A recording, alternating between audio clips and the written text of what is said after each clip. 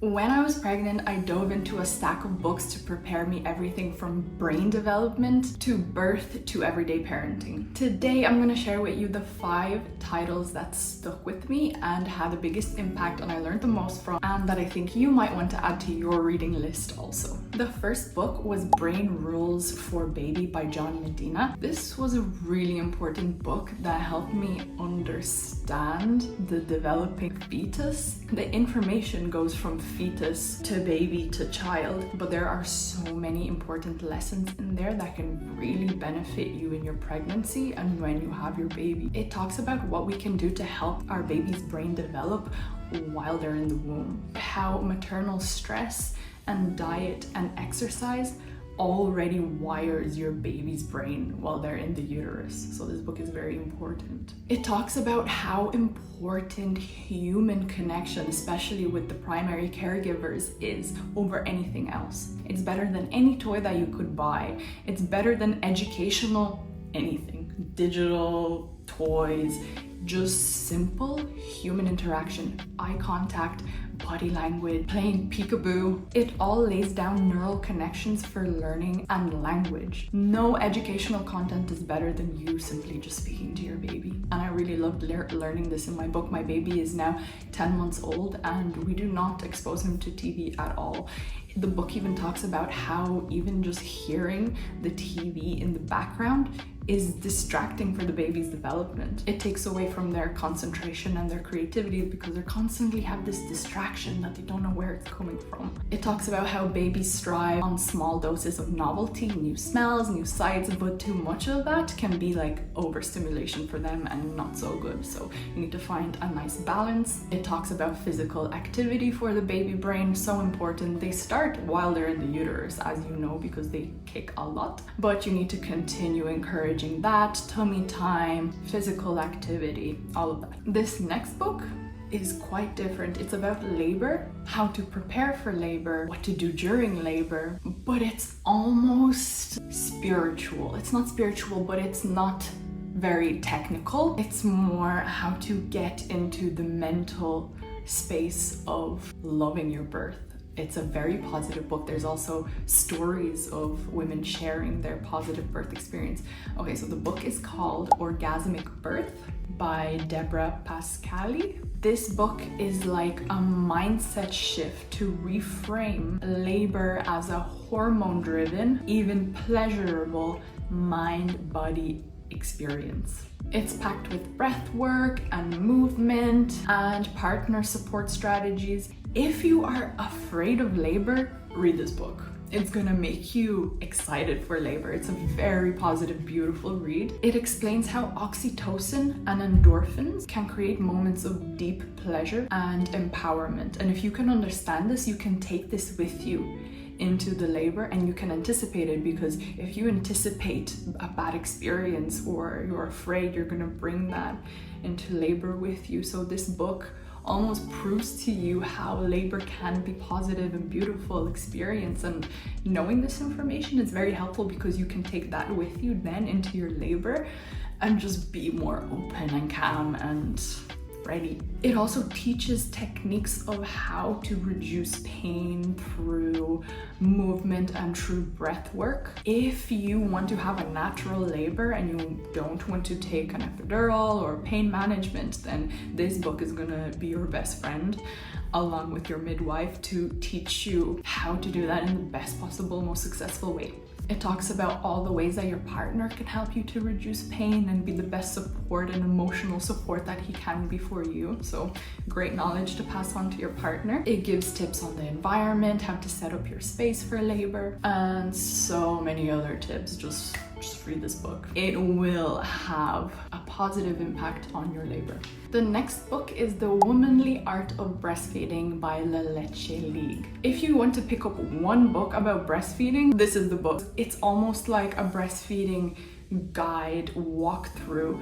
Any questions you might have, it's answered in that book. If you're unsure if you want to breastfeed, this is a great book for you to make that decision. If you know you want to breastfeed, this is a great book for you to learn from. It goes into the latch and the hold. There's photos to illustrate all of the positions and what to do if your latch is not working, what might be the problems. It always goes into what could be the problem because there's so many things that could be going on. Breastfeeding is very complex. We naturally know what to do and the baby is born knowing what to do. But if you do experience some kind of problem, this book could be the difference between you giving up and you knowing what to do to solve the problem and continue breastfeeding. It also answers all of the questions that you might have once you start pumping. How long should you freeze the milk for? How does pumping complement breastfeeding? How do you express?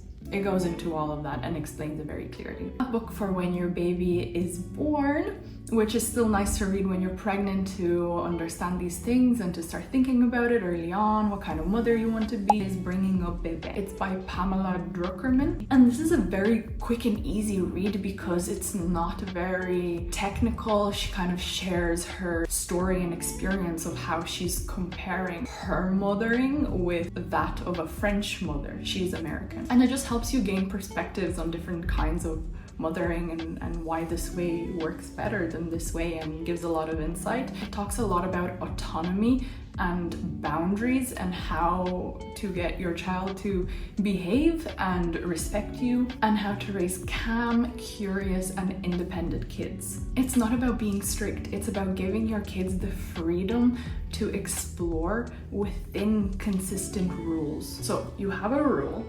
Within that rule, your kid has the freedom to do what they want, kind of. So you only say no when it's necessary, but there's one big no that your kids know not to disrespect, but within that they still feel like they have the freedom to do what they want, so they respect that rule. It covers family meals and how to teach your kids to be polite. It teaches how to teach your child to settle down by themselves and how to get them to sleep through the night. Apparently French babies sleep through the night from 3 months, I believe, very early on, and it's like crazy to them if they don't sleep through the night beyond that, because they all sleep through the night that early. I don't know.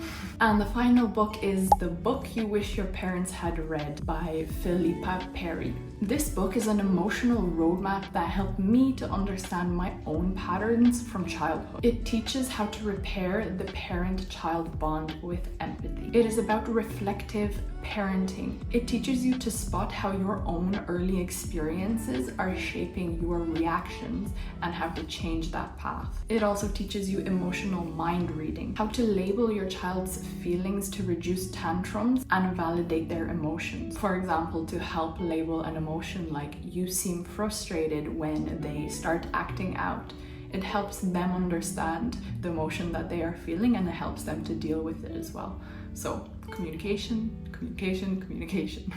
It shows you how to balance firmness with compassion. So you can't have more juice now, but you can have water. Instead of saying, no, you can't have that, you give them another solution or another option so that they feel they're still getting something. This is setting limits with empathy. Another important thing in this book is about repair, and that looks like modeling healthy conflict resolutions by apologizing when you lose control.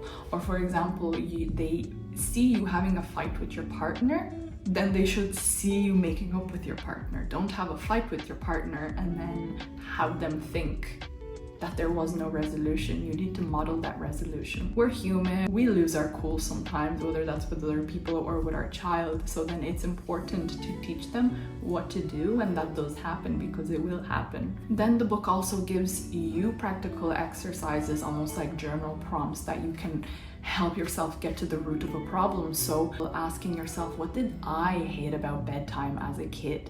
So that you can break those negative cycles and try to put yourself in their shoes and understand where they're coming from about things. So these are the 5 books that arm me with science, practical techniques, and emotional insights for pregnancy, birth, motherhood. I'm curious, which one sounded the most interesting for you? And I know I have a book in there for every stage. I think all of them are amazing and very beneficial, and they all help me a lot, and I hope that they help you too. Let me know which one you're gonna pick up first, or what stage you are at right now. And if you are going to pick up any of these books because of my video, I would love to know that. Please leave a like on this video so that I know that it was at least helpful, and if you want more content like this in the future, you can subscribe to my channel.